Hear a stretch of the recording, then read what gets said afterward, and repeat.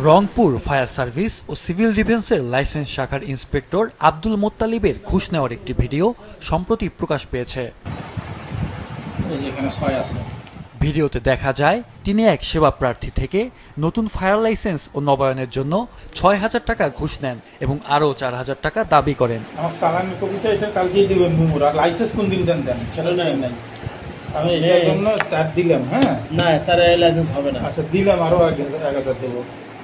কত হবে না এটা 8 এর কথা বলছি না। তাহলে আপনি তো 10 এর কথা কইছিলাম সেটা আপনি 8 দেবেন, 2000 টাকা কম দেবেন। নতুন আপনি এসে লোকটা দেখেন না ভাড়ায় নিয়ে করতেছে, ভাড়া চুক্তিপত্র দেখেন না কাগজটা ভাড়ায় নিয়ে করতেছে। এটা আপনার উপরে লাইসেন্স মালিক না, যে লোকটা ভাড়াই করে সেই লোকটা কত টাকা দিবে? 5,40,000 টাকা দিলে তো এটা 5,40,000 টাকা দিছে। অভিযোগ রয়েছে তিনি ঘুষ ছাড়া কোনো ফায়ার লাইসেন্স প্রদান করেন না এবং পরিদর্শনেও যান না। ভুক্তভোগীরা জানান সরকার নির্ধারিত ফি ৯০০ টাকা হলেও তাকে দিতে হয় ৫ থেকে ১০,০০০ টাকা।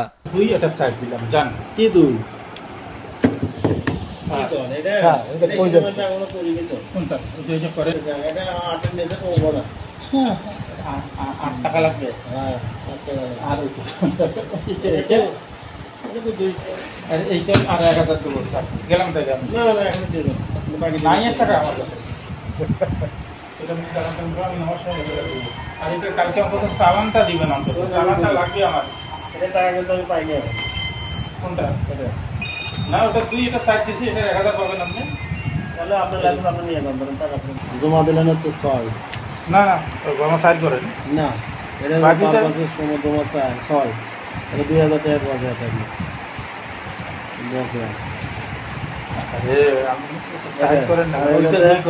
এটা তো হচ্ছে মোট হচ্ছে ধরলাম 2 আমার ভাইয়া ওইটাকে আর জের লাগাই না, ওটা 6 নেন, এটা 2 কাল দিয়ে দেবো হয়ে গেল।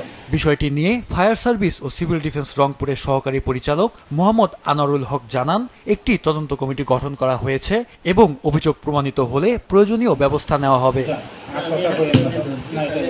আচ্ছা 2 দিয়ে দেবো, কালকে আমি দিয়ে দেবো। আমি তো বুঝেন তো আপনি 40,000 টাকা কি 40,000 তার জন্য 40,000 সবার জন্য 40,000 কি সরকারি চালান করতে হবে? হ্যাঁ চালানি করতে হবে 40,000 টাকা। না ওরা বলছে 40,000 টাকা কি করতে হবে, কিন্তু আমরা যাইনি আর কারণ আপনারা ইয়ে করছে আর কি প্রস্তাব করা 40,000 প্রস্তাব করছে।